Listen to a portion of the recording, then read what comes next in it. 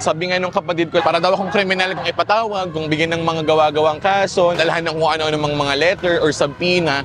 Gayon mang hindi naman ako yung involved doon sa mga korupsyon at anomalyang nangyayari sa gobyerno, no? Na naglubog talaga sa kahirapan ng taong bayan. Isa si Jacob Baluyot, campus journalist ng PUP The Catalyst, sa halos 100 individual na kinasuhan ng sedisyon ng kapulisan. Kaugnay ito ng protesta sa Menjola noong September 21, 2025. Ngayong Abril, ibinasura ng Quezon City Regional Trial Court ang motion ng PNP-CIDG na ituring na criminal in nature ang hindi pagtugon nila Jacob sa subpoena. Pero hindi pa rin ibinasura ng korte ang kasong sedisyon laban sa kanila. Alam kong may sense of chilling effect yung nangyari sa akin, sa mga staff, sa mga publication. Imbitasyon sa akin para magpakahusay sa ginagawa ko bilang campus journalist. May mga mas mararaming storya na hindi dapat bitawan.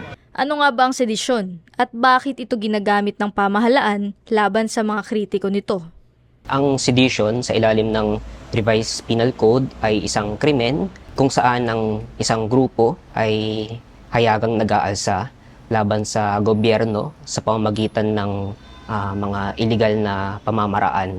Hindi makatwiran yung pagkaso ng sedition laban dun sa mga leader estudyante kaugnay dun sa September 21 protest dahil yung paglahok nila ay bahagi ng kanilang lehitimong pag-exercise ng kanilang karapatan na magpahayag para i-address ng gobyerno yung kanilang grievances. Legal at karapatan ng publiko na humingi ng pananagutan mula sa pamahalaan ayon kay Attorney Lim.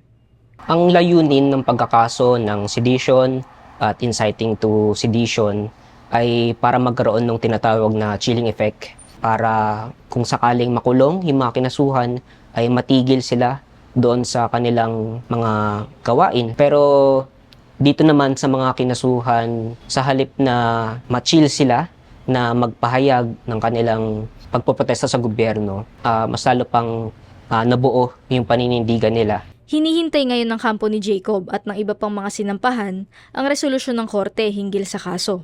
Pero kasabay nito, patuloy daw nilang igigiit ang kanilang karapatan. Alam natin na may karapatan tayong magpahayag, pero itong mga karapatan na to ay magiging palamuti lang kung hindi natin gagamitin. Hamon at tungkulin na rin ng mga mamamayan gamitin itong karapatan to sa pag-expose ng korupsyon sa gobyerno at paghingi ng accountability. Sa lahat ng mga estudyante, sa lahat ng mga kabataan, there's nothing seditious about demanding accountability. Sana hindi ito magdikdik ng takot sa atin, bagkus mag-imbita pa ng militansya, ng radikal na pagtingin sa panlipunang pagbabago.